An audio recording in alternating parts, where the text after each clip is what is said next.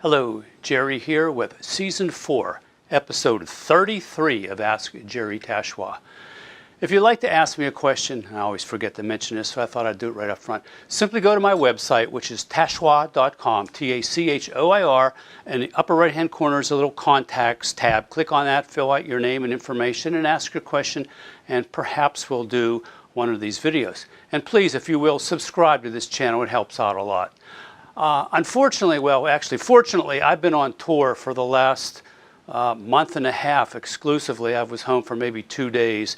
So it's been a long time since I've done one of these Ask Jerry videos. So here I am and bringing another one to you.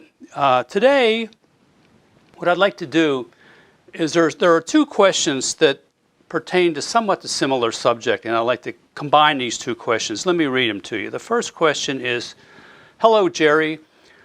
Thanks for all the videos and educational material you offer. It has been super beneficial. I find your playing to be so smooth and clean, more so than most other vibists. Well, thank you. Your technique is dazzling. I know you perform a lot with your wife, and I'm curious how that works, being together that much. You two seem to be well connected musically. Hope to hear from you soon. And this comes from Andres in Brazil. Okay. And then the next one. Oh, let me find it. 1 second here. Here we go. Mr. Tachoir, I've seen you perform several times and have watched your videos over and over. Your music is spiritually and wonderfully recorded. I know you primarily play original compositions, primarily by Marlene. Does she compose for their vibraphone, or does that not matter? Best, Michael from South Dakota. So, these are both great questions, and I'd like to talk a little bit about when I was at Berklee College of Music, I met Marlene Debienne. She's a French-Canadian pianist, composer. And we got married, and we moved to New York City. And when we first got married, we made a conscious decision not to work together, because we figured living together and working together, it's just going to be too much together, and it jeopardized our relationship. So we really went out of our way to avoid performing together. Well, again, one day while we were in New York City, I had a performance that evening in which my piano player, for some reason, couldn't make the engagement. And I didn't have enough time then to rehearse somebody, because most of the music that I do is original, and you can't just show up and play it because you've never heard it before. So I didn't have time to rehearse anybody or to actually find somebody that would be able to play this music, because most of it was by Marlene, and so it's original and it's kind of complex. So I asked Marlene, I said, hey, I got this performance tonight, I'm stuck. Would you possibly be interested in coming playing with me on this show? And she said, well, I have nothing else going on this evening, so yeah, sure, let's do it. So she came, and it was real easy for the simple reason that most of the material was again, her compositions, so she knew them really well, and she's just a virtuoso. She plays incredible and has perfect pitch, so she hears everything. So after the end of that performance, we kind of looked at each other and says, you know what, this was pretty nice, and this was pretty easy. We probably need to maybe think about doing more of this. So we started, writing exclusively for piano and vibes in relationship to our quartet, but also in terms of the duo. She wrote a couple really nice duo pieces way back then, and some of them we have published. So you can look at Rio Cat Music, my website there, and you can see some of our published material. One of the first ones is a tune called Design, which it was a really cool piece. We actually recorded it on one of our recordings as well. So check it out, and it might be something that will work for you if you're looking for a piano and vibraphone duo combination. Now, regarding her compositions, when she composes, okay, obviously she knows the vibraphone very well, because she's heard me, she's lived with me, we've performed together, so she knows the instrument very well. Now that I have this beautiful extended range instrument, a Bergerald, going down to C, which is finally a finished instrument in my view, it has opened up a lot more things available to her compositions. So when she would compose, she doesn't necessarily write for the vibraphone. Though she knows the sound of the vibraphone, she knows the capability of like my technique and how I play. She knows obviously the range of the instrument, especially with this extended range now. She's very aware of the notes that are available. But when she composes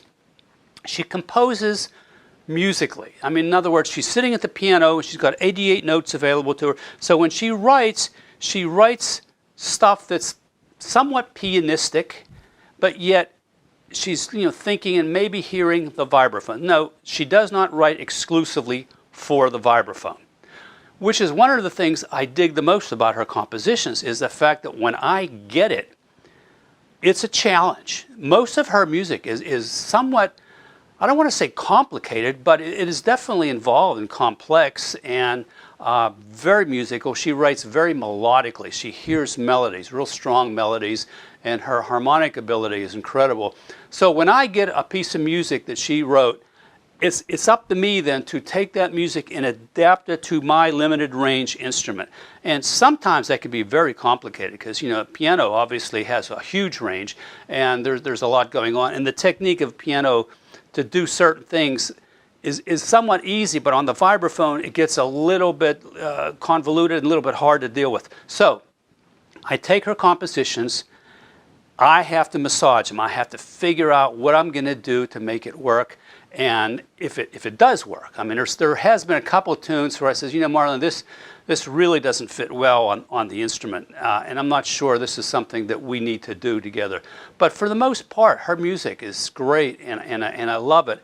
And the fact that we're able to work together and have like minds, and we have both obviously studied at Berkeley, so harmonically we understand each other, melodically we understand each other, the whole thing just kind of works. Now we also kind of are aware that yes, we live together. Yes, we do a lot of work together. We have a duo, the duo Tachoir, which has been doing a lot of work lately.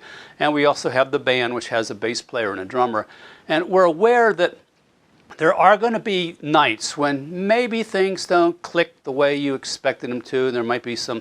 So what we decided to do is after a performance, if there's an issue, we're going to deal with it at that point. And then once it's dealt with, we walk away.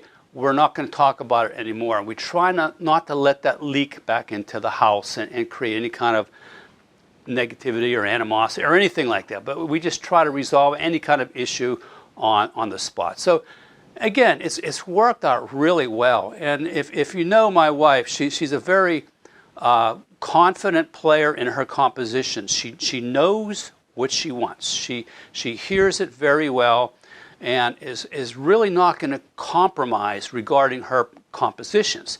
However, when it comes to the actual performing and stretching the improvisational part, she's open-minded and very easy to deal with. And she, like I said, she hears everything with her perfect pitch, so she knows how to react to it.